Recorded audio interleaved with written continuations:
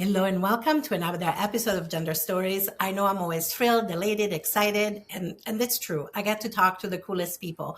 But today I have some extra gratitude because I get to talk to Leigh Finke during the legislative session. And that is an amazing privilege that I'm so grateful, Leigh, that you're here.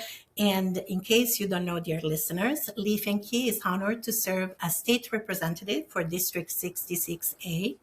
And prior to holding office, she worked as a journalist, media creator, and documentary filmmaker. In 2022, she became the first out trans woman elected to the Minnesota Legislature.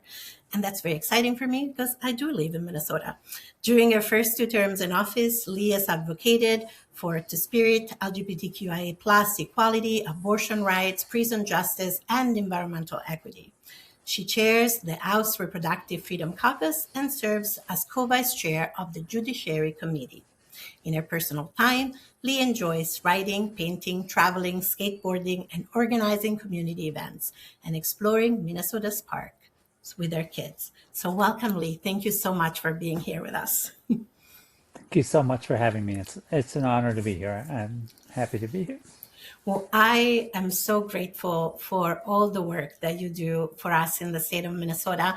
And I would love to start there from one of the things that I love about your work is the cross-movement solidarity, right? You are obviously, of course, you represent our communities so beautifully for trans folks, but you really show up for all of our communities, whether it's our immigrant communities, whether it's environmental justice and the threats to our boundary waters.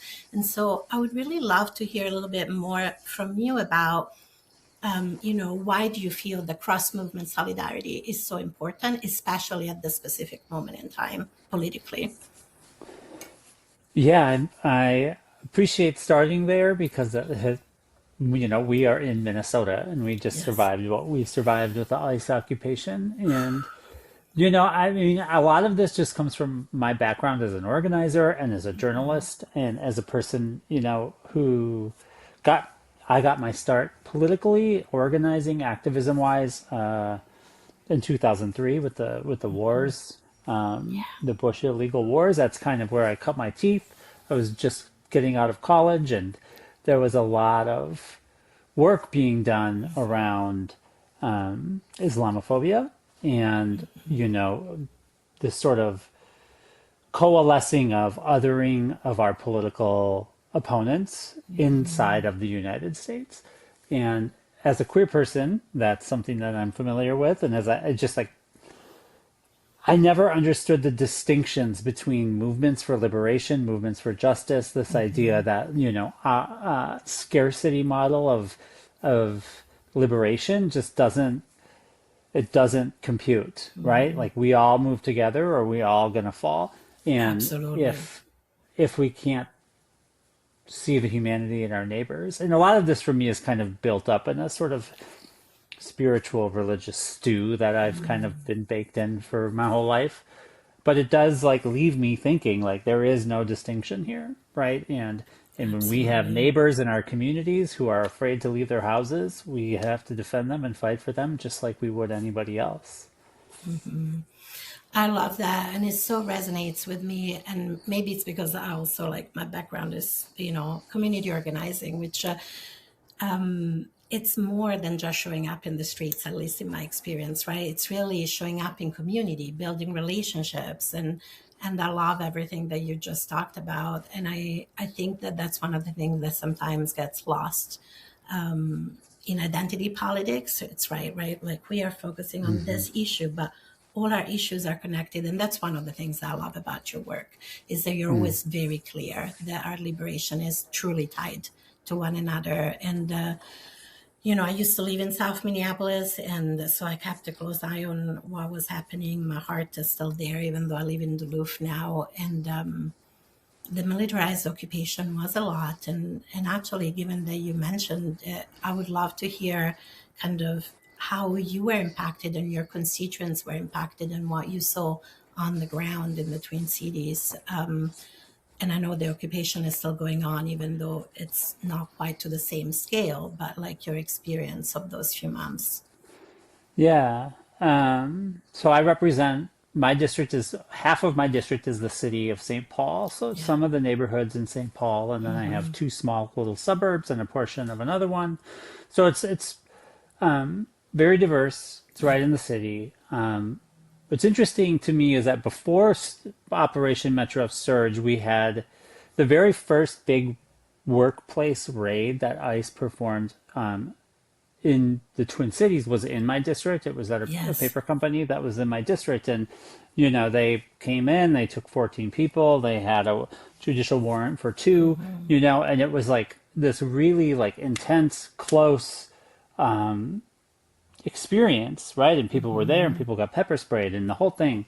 Oh And then yeah. it got really quiet until Metro Surge, right? There was one other workplace raid in St. Paul about 2 weeks later. But it sort of just felt like, oh, this is what we're going to see, right? They're going to do these sort of workplace, we're going to show up, we're going to Mm-hmm. take people. And then they didn't do that. They did this other thing completely that was terrifying, obviously, for all of our black and brown neighbors, especially our immigrant neighbors. I have a lot of Somali folks in my Yeah. community, and in my district, I have a lot of AAPI and Yeah. Hmong people in my community, and it just was, in a way, that's hard to explain. It was desperate, right? I feel like the idea was this desperation for people who were scared and didn't know all of a sudden what they could do, what they couldn't do, so they just stayed in their homes. Mm-hmm. And we had people getting scooped up when they went to take their garbage out Oh into their yes. alley. Mm-hmm. People don't have this. I feel like people outside of the Twin Cities have read about what we saw, but it was like a legitimate operation that Yeah. can only be understood as a militarized occupation. You use that word, right? People in Absolutely. trucks watching alleys, setting up people getting Airbnbs across the street from schools so that they Yeah. could see when pickups were being done. In my one district, we had, our networks that were all communicating, and it was just like a constant terrorism. Yeah. And then as we saw the responses to the observers, it was a terrorism of everyone, right? Then it Yeah. was like we're terrorizing people by forcing them into their home, and if they come out, we scoop them, but kidnap them, really. But Mm-hmm. then also, are you going to be once they murdered Renee Good, a queer woman who was out with Yeah. her wife when protesting what was happening? It just felt like everything had fallen off the rails and everybody was in danger all the time, and seeing Renee and what happened to Renee and Becca really impacted the queer folks in the community. Me and my wife, we had to have real conversations about being in the streets and what does it Yeah. mean. And there was this composing of this thing that was just like completely out of control, out of anyone's ability to Mm-hmm. control, including the feds. Yeah.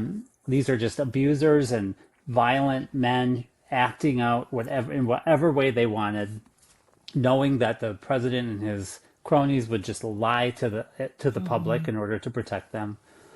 And it's very difficult to express what as a representative, like there are only so many things I could do in that time. One of them Absolutely. was help track people who got kidnapped, right? So I was actually less in the streets and I was more trying to coordinate with people. Mm-hmm. I got a lot of calls from people who were like, my friend got taken, I don't know what to do. And so I'd start the little pathway for them to try to find out where they got deported to and how they could get in touch with the federal agencies, talking to Senator Smith's people, Mm-hmm. talking to Ilhan Omar's Yeah. people, just like all of this coordinating, all of this chaos, all of it at the same time. Like we just had thousands Mm-hmm. of people taken from their homes, from their families, a small percentage of them criminals. I mean, you were here for this. It Yeah. was it was brutalizing on every single level, most of which was on the people who were being abducted and whose families were being destroyed. Oh, absolutely. It was horrifying and it was so scary. Like, it's hard to talk about this without feeling emotional. Um, you know, I'm light skinned, but I'm an immigrant. The minute I open my mouth, especially in Minnesota, where there is always like, where are you from? But where are you really from? And especially with Hmm. the militarized ICE presence, like my family wasn't letting me go anywhere without somebody with me, because, it's that fear. And I think it's hard for people who haven't experienced that militarized ICE presence and also who haven't experienced the system be what it is, because the system is quite hostile in the so-called US to immigrants, at least in my experience. I'm naturalized now, but I've had to deal with the immigration system for a long time. And I think one of the things that was hard for me was to see how many people still couldn't believe that the Yeah. system could be this brutal. It wasn't hard, honestly, for me to believe the system was this brutal, because even with my own privilege around education and how I'm racialized, I still experience plenty of microaggression from the immigration system over the decade plus before I got naturalized. But I think for a lot of American white people, it was really hard to wake up to the reality that the system is brutal, is unjust. It doesn't really target criminals. It's really about reinforcing all the terrible things that we are kind of reckoning with now in some ways. And Mm. that's why I love your work so much, because I think that when you speak publicly, as well as on the floor, during the legislative session, you make those connections. It's not just about, oh, here's a few bad apples in ice, right? No, it's like the whole system is deeply unjust, and it's not working the way that people think it works. I don't know if that makes sense, but Yeah. I yeah. mean, it does make sense. And I think, you know, when Metro Surge was at its peak, right? Hmm. You know, Renee got murdered and Alex got murdered, Yeah. and, 3,700 people were deported, Yeah. successfully deported in air quotes. Yeah. There was, it was 20 degrees below zero, and 55,000 people marched through downtown Minneapolis. So there is this notion of like something that happened during that time made it so that everyone here understood, right? We Yeah. trained, what, 20,000 constitutional observers, like the numbers of people who responded and we've always had this, organizers always talk about knowing your neighbors and meeting your Hmm. neighbors. And that happened for real. Like people for Hmm. real met their neighbors and they got into signal chats and they learned what Absolutely. their blocks were like and who on their block needed to keep, support. And it was really remarkable, in a way that this isn't silver lining. This is just the Mm, reality of what happened in absolutely. response. And I think it really does lay the groundwork for, and I think that one of the reasons that happened in Minneapolis is because of what happened to George Floyd, right? And we Hmm. had a global racial uprising started in Minneapolis and we organized in a way that people were not really ready for what we could do. And then this time it was completely maximally larger than that. Yeah. And it was an amazing time. I've talked about this with my colleagues, right? Like Yeah. it was a terrible time to live through, but it was an amazing time to be in Minnesota Yeah. at the same time. So it was something, they'll make movies about this, right? Like this was a historic moment in the history of the United States, and we should understand it in that way. Absolutely. And I think that people really underestimated like the level of community organizing on the ground in Minnesota, and how much of that is also led by Black and brown folks and also trans and queer folks. And Yeah. that kind of cross movement solidarity between trans and queer movements and Black and brown movements, especially in Minnesota, I feel. Mm. And so I want to talk about the kind of intersection, but also like what is it that kind of moved you to run from office when you decided to? Because I think that I'm seeing a lot of trans and queer folks really rise to like either running for office or really leading in a way that it's just really beautiful and kind of gives us all, I think, strength as we keep navigating those times. And so I'm also curious about your personal story, like of like how Hmm. you came to step into this role And I know you Yeah. were already an organizer, but like it is a different step, I think, going into Oh politics. yeah. Yeah. It's very different. No, I mean these stories they are connected though, right? So Exactly. like through the teens, the 20 teens, I was doing a lot of journalism, just kind of freelancing. I got a contract with Yes Magazine out of Bainbridge, Oh, yes. and my beat there was like pop culture and social movements. And part of the reason Mm, that they wanted someone in St. Paul who was covering these social movements is because we were already, you know, we had a major refugee population here, mm-hmm. right? And even in the run up to the first Trump election, there was just a lot of attention on Mm-hmm. refugee resettlement. And for folks who don't know, Minnesota has one of the highest percentages of refugee resettlement Mm-hmm. in the country, and a large part of that is Somali folks. And those folks, right from the start, Donald Trump was obsessed with Somali immigrants, and he came to Minnesota in 2015 just I to remember. have a Mm-hmm. rally where he just like shit on Ilhan Omar for 45 minutes, right? And everybody was like, "What is this about? Like, this is Yeah. crazy." But he's always been really obsessed with our communities, and there was a lot of really interesting solidarity work happening Mm-hmm. with queer folks and Somali folks and other sort of gestational kind of Mm-hmm. movement building. Black Lives Matter was building. We had four locally high profile murders Yeah. of black men by police before we even had George Floyd's Oh, yes. murder. So, anyways, there was just a lot happening, and I was covering all that as a journalist. And I was transitioning at the time as well, right? Mm-hmm. In that first Trump administration and that period of real upheaval. Seems like quaint levels of upheaval compared to this past year, but at the time, just massive upheaval. And I, this is sort of a lot of preamble, but the point is, Mm-hmm.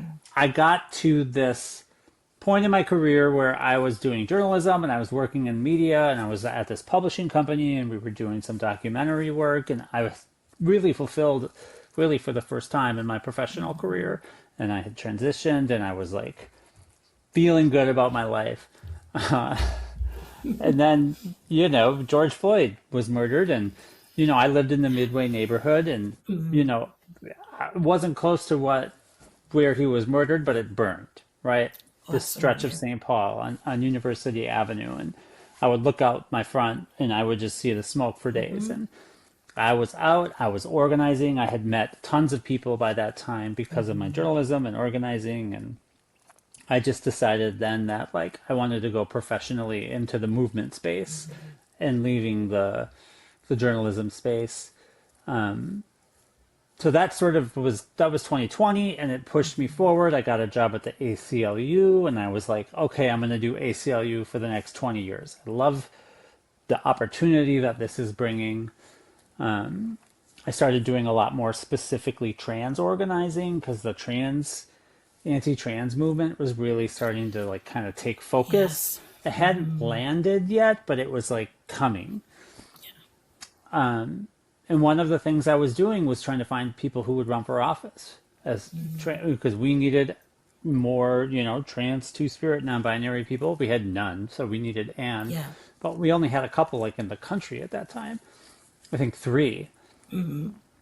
So I was doing that work and working at ACLU and feeling kind of like I'm finding my space in the movement work. And then just the random chance of redistricting, and I moved. I moved because of COVID into a bigger apartment than the one I was in because I have kids, and I was like, I think we're going to be here for a while. Let's get an extra bedroom. And I ended up living in a place where somebody retired, and there was an open seat, and I ended up having to run. People were like, "You've been talking about getting someone to run. You should run for office." And I just felt kind of compelled, by that. Like it was so random. I never even occurred to me that like an open seat would show up in my life because I didn't want to run and primary someone. So it just kind of all built on top of each other. It was like I knew a lot of people because I had been writing about the community for a long time. I was down at George Floyd Square like all the time with my trans flag after the murder, Yes. and the organizers there got to know me, right? And there was this real clear sense of, I got close to March and, Marsha Howard and other Yeah. people who were down there, and it just sort of felt like the right move at the right time. So I ran. Yeah. I didn't expect to win when I started, but obviously I did.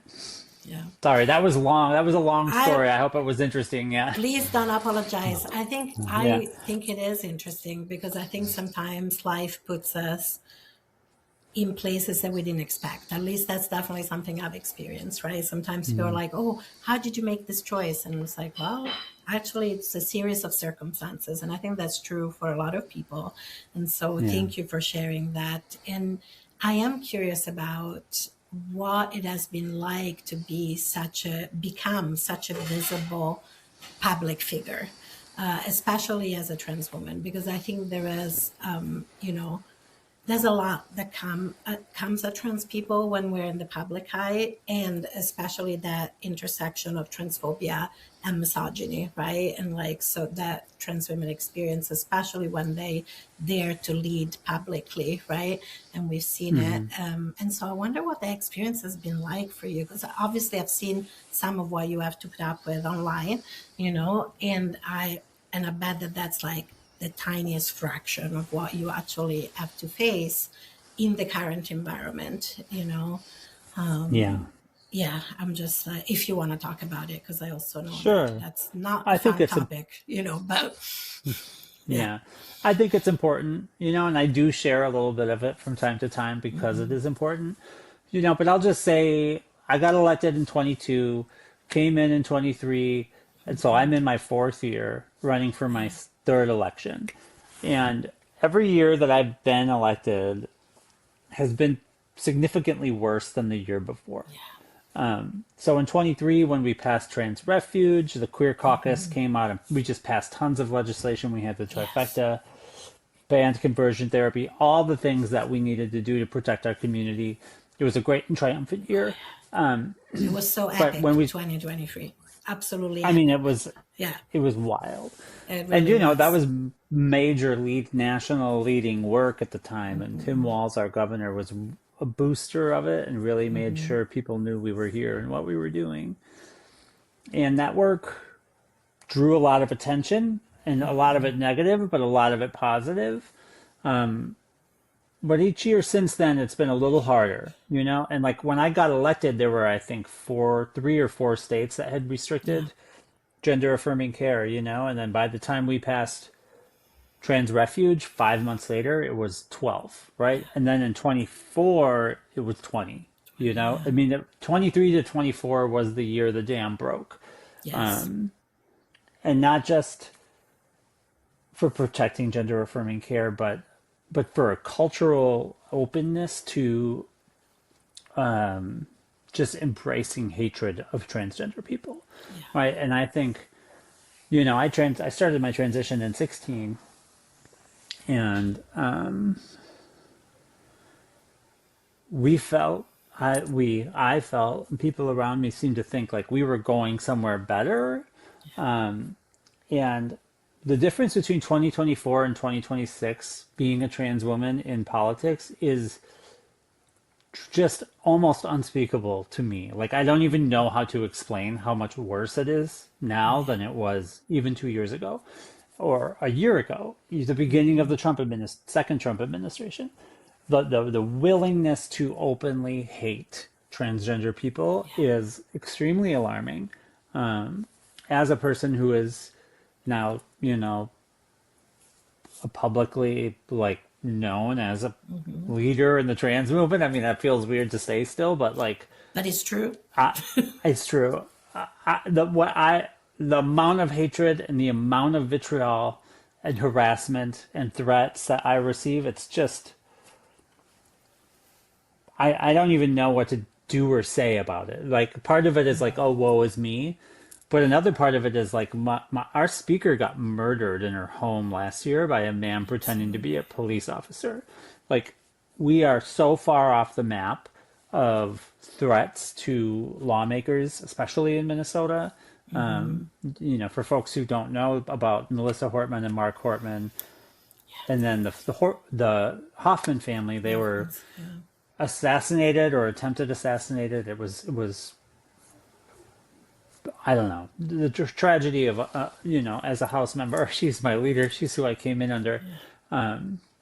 So I have this world that I operate in, which I'm extremely grateful. I feel like I've been successful, and I did not know what my election would mean to the community until I saw how big the vacuum was that we filled. And it went far beyond anything I could possibly have expected. So I'm not leaving, right? I'm not leaving because I'm not going to leave that vacuum empty. But that's their goal. Their goal is to get rid of us entirely. So it's to make Absolutely. life as hard as possible so that we leave.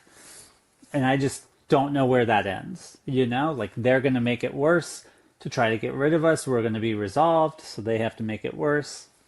And I'm really scared about where that goes, not just for me, but for our whole community.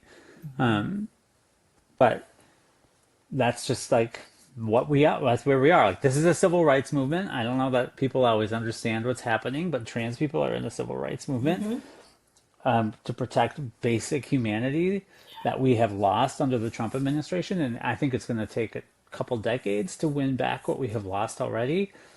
So people need to be prepared for it, and then we just need to commit. And it's very hard. Oh, absolutely. Just the level of dehumanizing, even just over the last 5 or 6 years, like you said. I remember the first time that Trump got elected, like the day after the election, I remember walking around South Minneapolis where I lived at the time, and any of us who were visibly minoritized, so anybody who was visibly trans or queer, black or brown, we were just like looking at each other with like a level of I've got you and we're in this together that it's Mm. hard to even put into words, right? It's been a really emotional time, I think, for our community. But one of the things I love about Minnesota is how we come together, is kind of how we have so many folks who are fighting really hard on every front, including, right, on the at the state level. And Yeah. I'm curious, though, about the impact this has on you and your family, because you're a parent just like I am. And I know I've had to have really hard conversations with my family, whether it's a conversation with my mom who's like, shouldn't you get out of the United States? Because I can actually get out as somebody who has, like, I'm an immigrant, but I still have a European passport. But I'm choosing to stay because I'm like, for me, I don't have little kids anymore. My kids are old Mm. enough, and, we're brought up here, and this is the land I love with my whole heart. I love Gitchigumi, like Lake Superior. I love the Mississippi River. I love, like, I'm looking out at the birches outside my house. Like, this is the place I love, and I'm just not going down without a fight. And I also understand people who are leaving. But I've had to have our Yeah. conversation also with, like, my kids. Here's how you can access the bank account and keep paying the mortgage if anything happens to me, or, like, right. And for you, it's a whole other level because you're much more public and much more visible as a legislator. And so I'm wondering how that, and especially like you said, with the murder, of Melissa Ortman and her family, which was really still, that I still, like, waking up that morning. Like, I can still feel it in my body, what that was like to see what was happening. It Yeah. just felt unthinkable for that to happen in Minnesota. And again, you don't have to talk about if it's too painful, but I'm curious about how that's impacting you and your family, especially because you are a parent, like I said, and Yeah. that's a whole different level, I think, vulnerability. Yeah. It's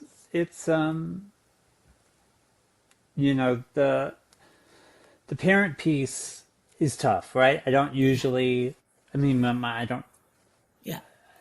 I kind of keep my kids out of any conversation. They don't really Absolutely. come to, but I can talk about being a parent Yes. and carrying, like I got doxxed last month, right?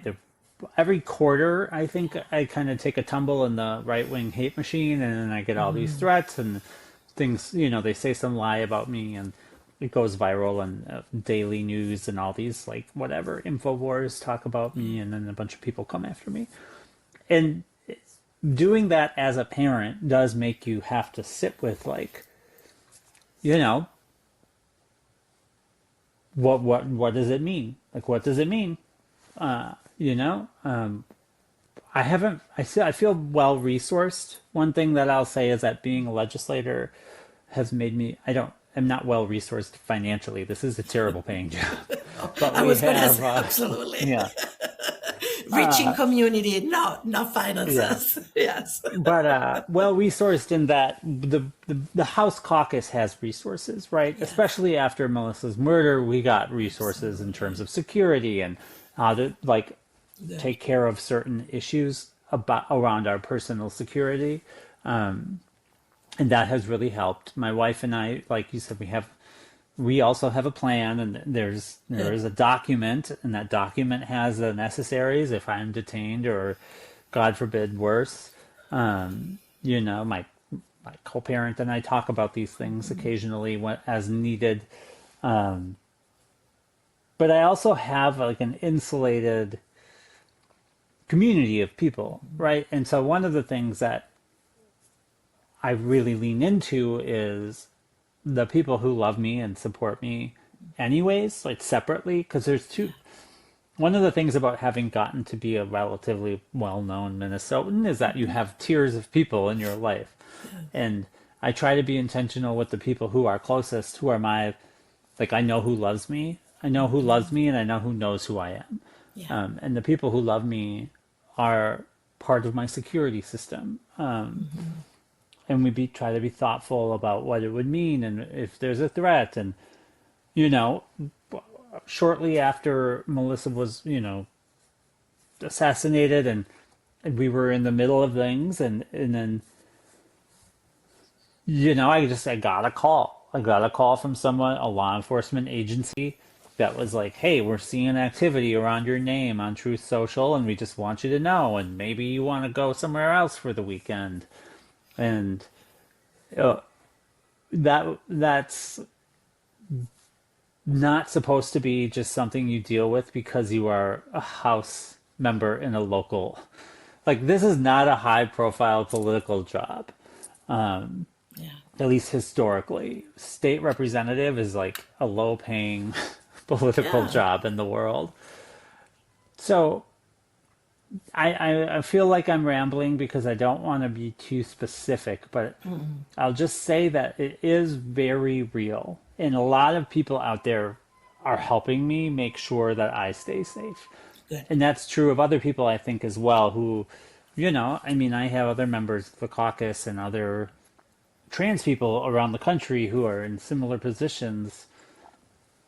And we all are thinking about it, right? Like, the whole idea of having this job, like nationally, I think changed when the Hortmans were murdered. Yes. I talk to legislators around the country. I go to these different events and conferences, and people are just like, I can't believe that happened. I can't believe it happened to her, right? If someone was going to be assassinated, it wasn't Melissa Hortman. It just shook everyone. Yeah. It's like, there's no reason anyone would have picked her name out of the hat to be the person who was Absolutely. assassinated in the middle of the night. So we all are dealing with it, and it's grinding us down. It's real. Absolutely. And I really honor not talking about your kids. And it was more about like the impact, because I don't think that not everybody maybe realizes like the weight that this has on, I'm sure, your mental health, your emotional health, because how can it not? Right. Hmm. And that it's not an easy decision because, like you said, historically, this is not, you shouldn't be in the position you're in, if that makes sense, right? In terms of how much of a target Yeah, you are sometimes. But unfortunately, the times are what they are, and I love yeah, how fiercely and unapologetically and you show up and skillfully, and also it cannot be easy. And so it's really, Yeah. I think it is important to talk about the toll that this takes. And I mean, I just want to add, if I can, like, it's not Of accidental that course. the toll is harder for me, Of right? It's course. not like everyone has their burden and every community has their own challenges and Yeah. reasons to be in the, but transgender people, non-binary people, two-spirit people, but really transgender women, like Yes. they are coming, like that we are the ones they are thinking about when they're Yes. enacting a transgender policy of eradication. Absolutely.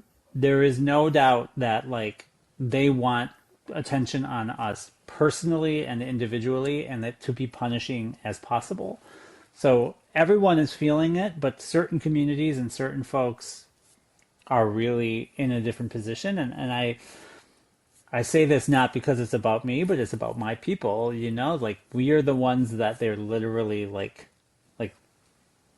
genocidally focused on. I mean, I don't Oh, use that word absolutely. lightly, but I don't think, I don't know, maybe your audience probably is ready to hear that. A lot of audiences are not, but like eradication is the policy. Oh, And yes. we shouldn't pretend otherwise. Like that's why it's as particularly bad as it is. 100%. And I think it is important to talk about it, hard as it is, that this is, it is very clear. I remember when Trump said that he was going to run the first time before he got elected in 2020 and in 2016, sorry. And or whenever it was. What is time? I don't even know anymore. Yeah. But whichever election it was. Hmm. But I remember when he announced it and people were laughing, and I was like, this is bad. I was like, maybe it was because I was brought up with stories of World War II and fascism, being brought up in Italy. And I was like, this is bad. Already fascism was here. It's only going to get worse. And people are like, no, you're exaggerating. You know, I remember putting a lot of pressure on my employer at the time to support my green card. And they were like, this is not going to be an issue. And I'm like, this is absolutely going to be an issue. And I took all my savings and gave them to an immigration lawyer. I'm like, help, I need a green card Mm. so that I can, you know, be, my family and I can be a little safer, you know, because I could see what was coming. And I think a lot of us could see what was coming. And like you said, trans women are particularly at risk. Like, you know, like that is the focus for a lot of those policies and a lot of the rhetoric. And it is horrifying. And I wonder how your own kind of gender journey also brought you to this place of wanting to serve in the way that you do. You know, you talked about, in a way, you were transitioning as you were also coming more into the movement in a more full-time way, let's say, Hmm. you know, as a community organizer. And so, yeah, I don't know if that question makes sense, but I'm curious about how your own gender identity and experience informs that journey for you. Yeah, yeah. I mean, so the very short version of my whole life is that when I was 15, I almost came out as gay, right? I grew up in the Midwest suburbs. I didn't know anything about anything. Uh, but I was knew I was not like the other kids. Yeah. Anyways, that didn't work out for me. I was too afraid. There were too many, unknowns, mid 90s in the white suburbs, wasteland, and I didn't. So Yeah. instead, I became a religious person, right? When I was about 16, I became a Christian, born again 90s person. So basically, from that time until my mid 30s, I've worked on figuring, it was a long Yes. time to closet myself. But I got there eventually, and one of the things that eventually pushed me over the ledge was the Pulse shooting Oh, in yes. 2016. Yeah. And I remember having this moment, like literally shortly thereafter, like you know, you don't know what the deal is, but you know there's a deal here, and like people are getting murdered. Like these Yeah. are your people. I felt more like these are your people, and you need to honor that in a way that I hadn't for my whole adult life. So in a way, it's kind of like being rooted in that, like act of violence is sort of a trigger for what I consider to be my like personal liberation. Like it's a very complicated thing to have your life. My life is so improved. I have never been happier. I've never, I mean, I transition is the greatest gift that's ever been given to me. And I'm so proud of it. I'm so proud of myself. I could have not, you know, I didn't for so Absolutely. long. I didn't for decades. And then I did. And it was hard. I got divorced. I went through terrible depression, you know, alcohol. I got sober. I got medicated. I came out the other side feeling like, you know, like I said earlier, like I was professionally gratified for the first time in my life. And it was because I got sober and I got to be myself and I got healthcare. So all of that was kind of, you know, the soup in which I was getting ready to become a successful person in a way that I didn't have any idea. And there is no doubt in my mind that none of this would have happened if I hadn't been my authentic self, right? Honestly. And every sort of all of the things that like almost cost me my life or almost cost me my all of the relationships, that was all just like gender that was essential, not gender essentialism, but essential to my gender. Yes. So in, you know, it was always exciting, even it was as it was the most difficult stuff I had ever done. And I was doing work like asking for a divorce from my wife was one of the most difficult things I ever did. And then telling my parents was like even worse, you know, even as like a person in her 30s who is like, Oh, you have your life figured out, but you know, telling your parents that you are trans is fucking real. You know, that it doesn't, I it's don't care so how old you hard. are. Yeah. 100% is so hard. It's so hard. Yeah. So I think getting through, when I think now about the promise that was made to young people in the teens who came out, we had the transgender tipping point. You remember all that, Yeah. Oh, I 2015. do. Yes. Our time is here. You know, that was when I was coming out. Like everything's going to be okay. All these young people came out. Suddenly we are facing a complete, you know, stop for our community, like just a stop sign. That is not acceptable, right? And that is to me like how my gender story, that I was able to do what I did. And it took a long time, you know? I mean, I fought like hell for years to get my health care taken care of. We had, Oh, you know, I mean, years and years. We all do that, right? And then we told these children, like, you can do this too. And I just knew like I will spend my life fighting for those kids not to have that rug pulled out from under them.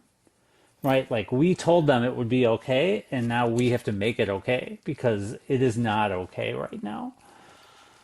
oh, absolutely. It's really not okay right now. And I do remember the transgender tipping point, and I remember, and I was already living in Minneapolis also when Cissy McDonald Mm, incident happened when she protected herself and hmm. she acted in self-defense and then was put on trial, right? And the community coming together, and then so things were happening locally and it really felt like, this is a cultural shift. People are having conversation that I didn't think I would see in my lifetime, right? We were really challenging, pushing back on even gender, being trans, being seen as an identity disorder, as that's Hmm. what I was diagnosed as to access my medical care. That's what I had to diagnose people with to access their medical care, right? We pushed so Yeah. hard for that to be not an identity disorder, but dysphoria, and then incongruence in the ICD-11, right? And really push it out of the mental health realm. And to see now that we're back to this point where we're being depicted as people who are mentally unwell or dangerous or predatory, which is also, as somebody was like brought up in the 70s and 80s, to see the discourse of being, predators is so heartbreaking, because that was what was happening in queer community already, right? And that they're recycling the same crap, Yeah. honestly, to attack our community, and especially trans women, like you said, Hmm. is beyond enraging, heartbreaking, all the things. And yet we're still here. We're still pushing back. Like you said, we still want the Hmm. kids to have the care they need. And I love how much Minnesota has been pushing back, and has been protecting gender affirming care.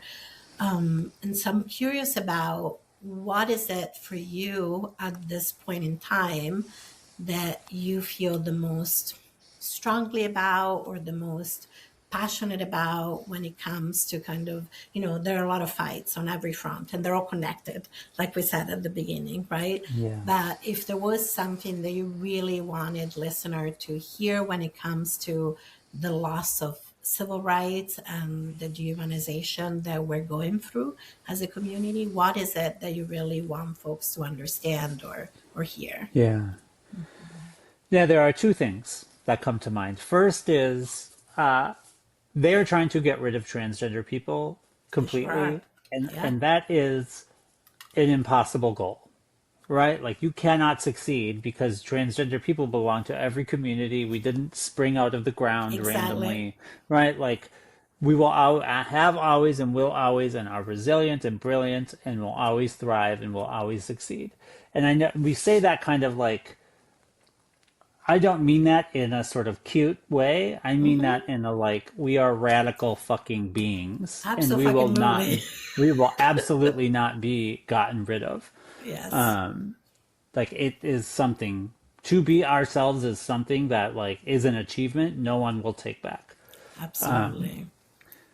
And then this, but the second part in a more sort of like the policy piece, the thing that matters to me that I have do national work, outside of the Mm-hmm. legislature, that the thing that I think is the most important is continuity of care for minors. Yes. There are a group of people in this country, they are under 18, they have started their hormone treatment or their puberty blockers, you know, it's one thing and it's a horrible thing. It's one thing not to give children health care that they need. But the idea that we would take it away from people we have given it to is I just like it makes me want to explode. It makes me want to burn down the entire Mm-hmm. world. This notion that we would give you what we promised and then take it away from you is beyond it's just beyond my Yeah. ability to express. I feel like I've said that a couple times, but like if you look at what we're doing, right, we're kind of going back to Mm. fighting about conversion therapy even. Like we won I that one. know. We did that already. And now it's like, well, maybe we'll do that again. And now we have children who've come to Minnesota, right? We've thousand probably of families have So many relocated to Minnesota families. to protect their child's health care. And when like I take very personally as the author of that bill and as the person who sort Yes. of said you can come here and we'll protect you, we have to do that. We have to live up to that promise. And to me, that's the number one. Like adults, we can figure it out. They're Mm-hmm. coming for our care too. Don't Sure. get me wrong. Mm-hmm. What they're doing in prisons right now to transgender Yes. people is inhuman at a level that like we haven't seen for generations, I think. Mm-hmm. But those kids who came here and said we came here because we need our care, those kids are my number one priority. We can't take it back from them. No, that makes complete sense, and I couldn't agree more. It's like it's so important that we protect gender affirming care for minors, especially because some of the systems are complying in advance. I know in Duluth there's like noise that Essentia is no longer providing gender affirming care for minors, and the community is definitely organizing, and we're figuring it out. But I do think that that's the number one priority, because I don't think people truly understand how protective it is to have familial support and access to care. right? Yeah. Those two things are really, we know from research that when we have those two things, there is really no disparities between, trans kids and trans youth and cis kids and cis youth when it comes to depression, anxiety, and substance use. And why would we want our kids and our youth to like suffer Yeah. unnecessarily? So I'm so glad. I feel like I could talk with you for a long time, and I want to be respectful for your time because it's beyond precious, especially right now with all the things that are going on. I'm curious about like if there were other trans and binary, gender expensive to spirit folks out there listening to this, and they have been thinking maybe of running for office at any level, right? Hmm. School boards, city councils, state, federal, those are all important levels, I believe. Hmm.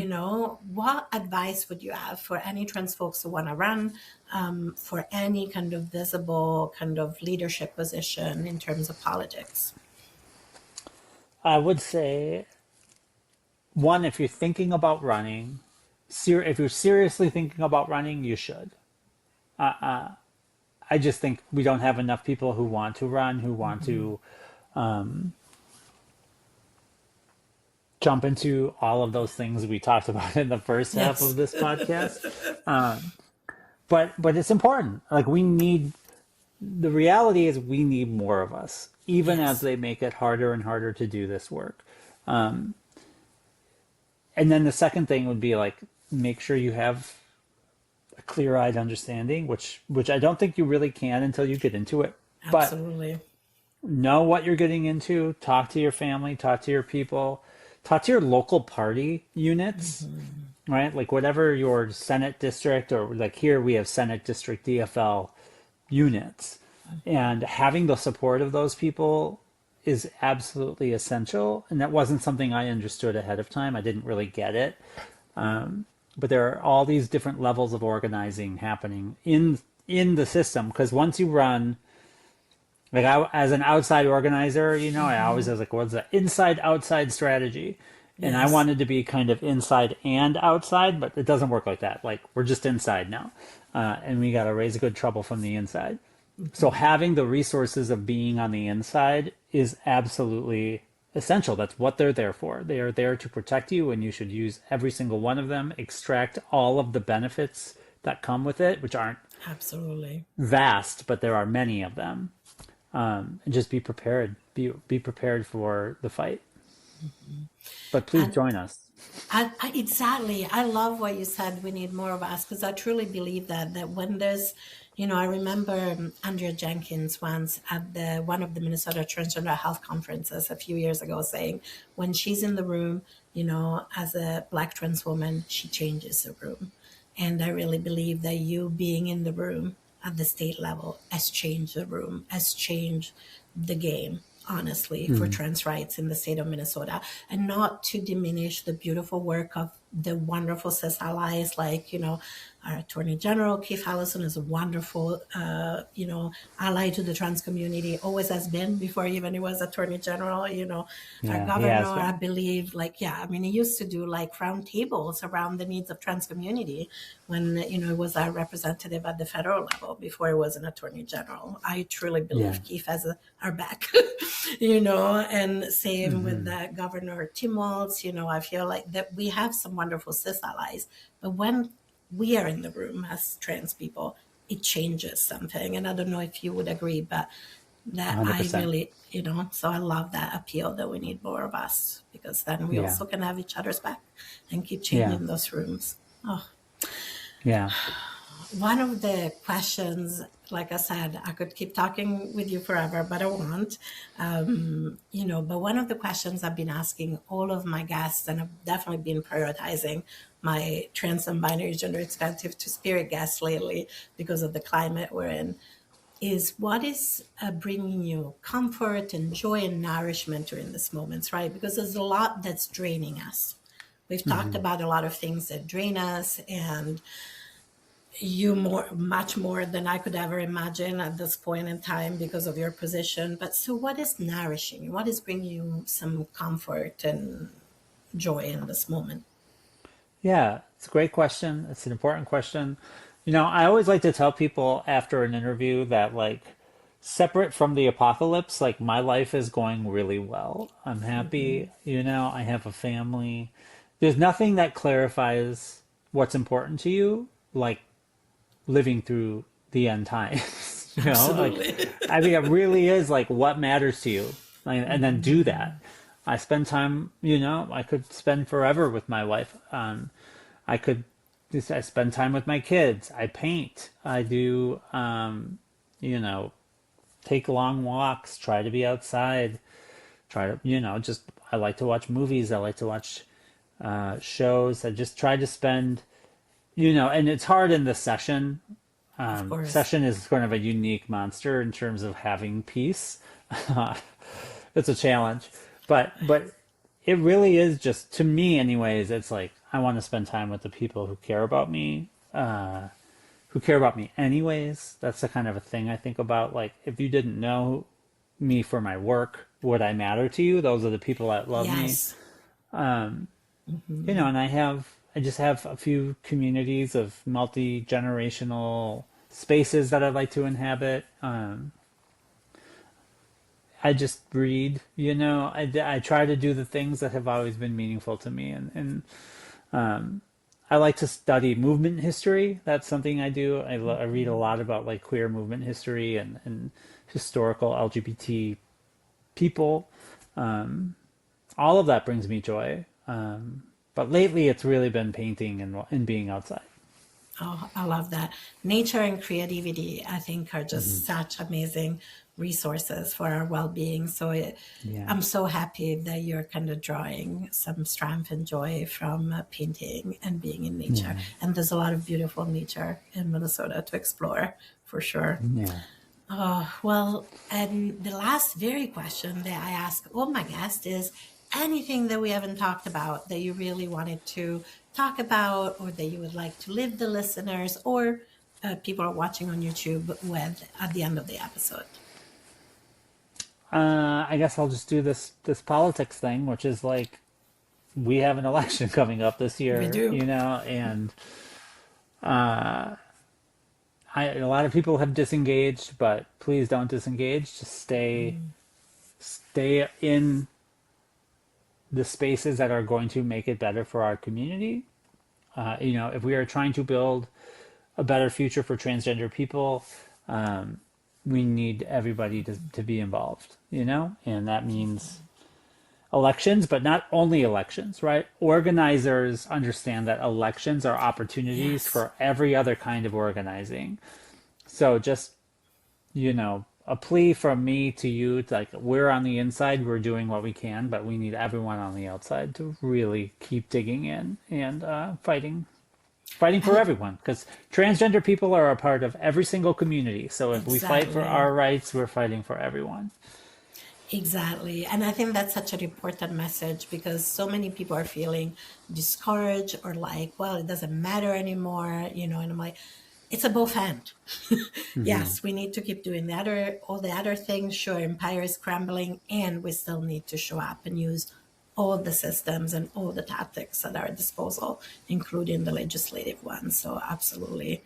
The Yeah. midterms are coming up, I believe. And so, yes, I hope that I know our caucuses here were very well attended. So, I hope Yeah. that is true everywhere.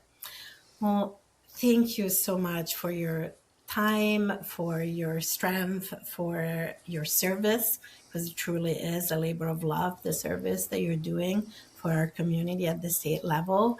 And yeah, I hope you can be gentle with yourself as you do this hard work. And to all the listeners, I hope you're also taking care of yourself. And please don't be discouraged. I know, especially if you're listening and you're trans, non binary, to spirit, gender expansive, this is not an easy moment. We've gone through hardship before, as you said, Lee, as a community, and we'll get through this again together. And if you're a cis ally who is listening, please join us. There's plenty of work to do in the movement, and we need all of you too. So thank you, Lee, and thank you, all of you listeners.